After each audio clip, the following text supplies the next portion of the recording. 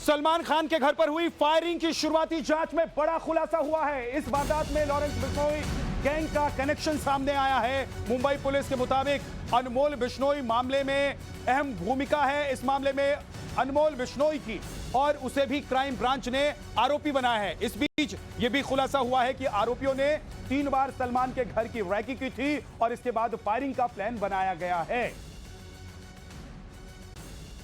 इसको इमीडिएटली भेजा गया।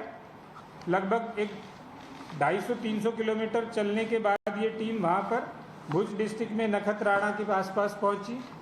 छोटा टाउन है ये वहाँ पर, लेकिन चूंकि दोनों आरोपियों के पास वेपन होने की स्ट्रॉन्ग पॉसिबिलिटी थी, यहाँ पे भी उन्होंने फायरिंग की थी, तो इमीडिएटली हम लोगों ने यहाँ से वहाँ के एसपी साहब, भुज के एसपी साहब से कांटेक्ट किया।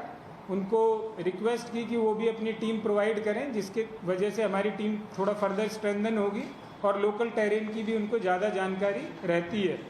उस आधार पे इमीडिएटली पीआई गोणे की टीम और एलसीबी के लोग नखत्राणा से और 40 किलोमीटर आगे आशापुरा माता मंदिर है, रवा पार से 10 किलोमीटर पर माथानू मठ नाम का एक वहाँ पर मंदिर है, वहाँ पर ये दोनों आरोपी हमको मिले हैं। तो ये दोनों आरोपी को वहाँ से इमीडिएटली रात में ताबे में लिया गया।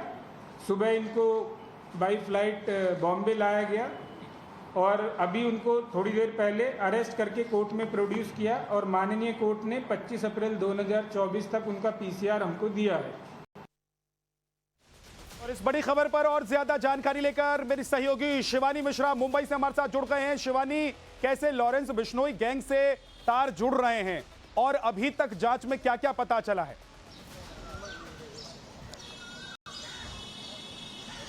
बिल्कुल, देखिए, सबसे पहले तो अगर हम बात करें इस पूरे इंटरनेशनल रैकेट की, इस पूरे प्लानिंग प्लॉटिंग की, तो स्पष्ट हो चुका है सूत्रों के हवाले से कि अमेरिका में इसकी साजिश रची गई। बिल्कुल 1 महीने पहले पनवेल में सलमान का जो फार्म हाउस है उसी के पास किराए पर घर लिया गया, पनवेल के घर की रेकी की गई और वहीं से 3 से 4 दिनों तक लगातार इस पूरे कांड को अंजाम देने के पहले सलमान के बांद्रा स्थित घर पर भी रेकी की गई। फैन की जगहों पर खड़े होकर पूरा घर का नक्शा जो है और रोड मैप जो है वो तैयार किया गया और अमेरिका में ही रह के इन दोनों की हायरिंग की गई थी।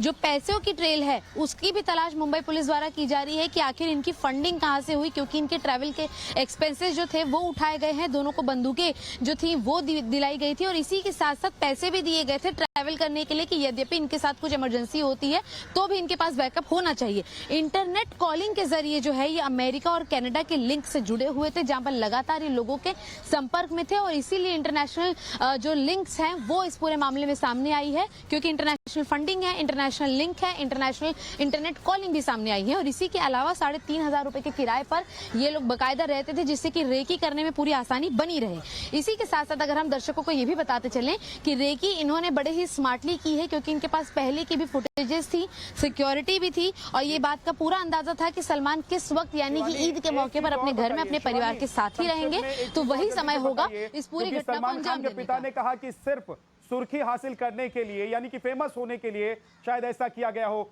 लेकिन क्या ये जो हमलावर थे इनका मकसद सिर्फ सुर्खियां हासिल करना था?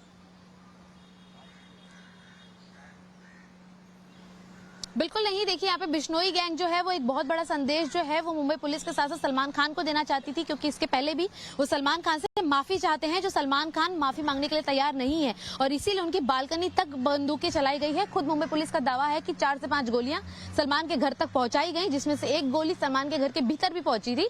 तो ये बिश्नोई गैंग का एक बड़ा संदेश था और ना सिर्फ एक पब्लिसिटी स्टंट जिससे कि वो पब्लिसिटी कलेक्ट करे, बल्कि सलमान को एक बड़ा संदेश और एक बड़ी आखिरी वार्निंग के तौर पर इस बंदूक की गोलियों को उनके घर तक पहुंचाया गया।